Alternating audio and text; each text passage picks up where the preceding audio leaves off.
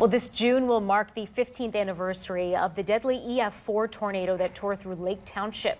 7 people were killed, dozens of others were hurt. Yeah, the massive twister did significant damage along Main Street in Millbury. And tonight, 13 Action News reporter Lisa Guyton shares a local woman's harrowing story from that fateful night. Shannon Hughes was several months pregnant the night the massive twister sliced a path through Millbury. I remember thinking to myself, that can't possibly be normal because the sirens just kept going on and on. And I got up and I said, we need to go. And I started running to the basement. And as I did, the entire house was shaking. The trees were actually coming through our back windows, and we made it into the basement just in time. We sheltered in place until everything was done. When it was finally safe to venture outside, Shannon was shocked by what she saw. It missed one house, hit one house, and it was just total and complete chaos, really.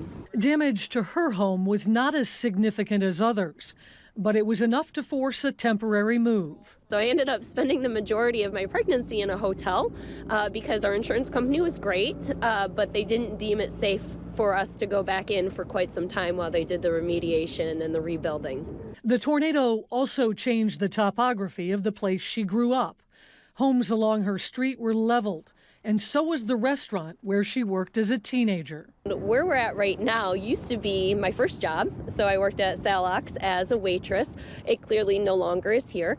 The high school I went to was destroyed. The entire landscape of my childhood changed in an instant on that night. Most of the physical damage the tornado left behind is long gone, but for many, the emotional scars run deep, as those who lived through it also remember those who did not. It's very difficult to just describe how you feel knowing that so many other people weren't as lucky as you were that day, and it's sobering. And you really have to take stock of what's important and be thankful when you are given the extra time. And the lessons from that night still guide Shannon today. In my new house, we do have a blow-up mattress. We do have food, we do have water, and every time that it's even a hint of severe weather, I'm like, you know what, we're just gonna go hang out in the basement tonight. We have those alert systems and we have those warnings for a reason, and they really are life-saving. And so the thing I would say is don't take your safety for granted. A warning we should all heed, no matter the season. Lisa Guyton, 13 Action News.